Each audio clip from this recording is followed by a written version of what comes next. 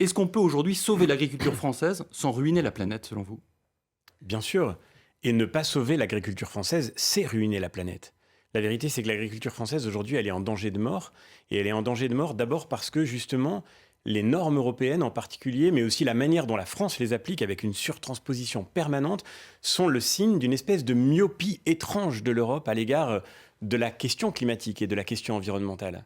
En fait, la question environnementale, c'est un défi global, c'est un défi international. Et la vérité oblige à dire que les agriculteurs français aujourd'hui sont ceux qui respectent les normes environnementales les plus élevées au monde. Le problème, c'est que quand vous leur imposez des normes qui sont extrêmement contraignantes et que simultanément vous laissez le marché ouvert à toutes les importations, en fait, vous ne résolvez en rien le problème environnemental.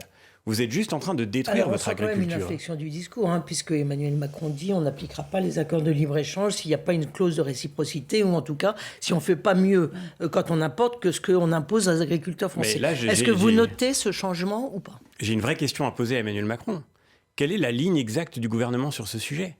Il y a quelques jours seulement, quelques jours, au Parlement européen, les députés de la majorité macroniste se sont félicités d'avoir fait voter un texte sur la réponse à l'IRA américain, un texte qui parlait de la stratégie que l'Europe devait suivre pour pouvoir reconstruire son économie, et dans lequel, au fond, l'un des projets les plus saillants, c'est le fait qu'il faut ratifier le plus rapidement possible, non seulement le Mercosur, mais aussi beaucoup d'autres accords de libre-échange, avec l'Australie par exemple, avec la Nouvelle-Zélande, dont on sait très bien que s'ils sont signés, c'est tout simplement, par exemple, la fin de l'élevage en France. C'est la fin de l'élevage français.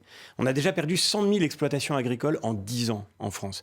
Et on sait très bien que si on continue d'ouvrir le marché, prenez le Mercosur qui est aujourd'hui l'un des marchés les plus protégés au monde, donc les exportations, les importations sont difficiles avec le Mercosur. C'est exactement ce qui intéresse bien sûr beaucoup de nos voisins européens qui sont exportateurs et qui veulent absolument pouvoir se saisir de ce marché. Mais on sait très bien que si on le fait, on va vers une catastrophe environnementale supplémentaire. Alors j'entends Emmanuel Macron dire au salon, d'ailleurs il a dit de manière très ambiguë, il a dit pour l'instant, il ne faut pas ratifier le Mercosur. Mais moi je m'inquiète beaucoup de cette incohérence parce que, encore une fois, si on regarde ce que font aujourd'hui les députés d'Emmanuel Macron, ils soutiennent au Parlement européen, et ça a été un débat très visible et très politique, ils soutiennent un agenda de ratification accélérée.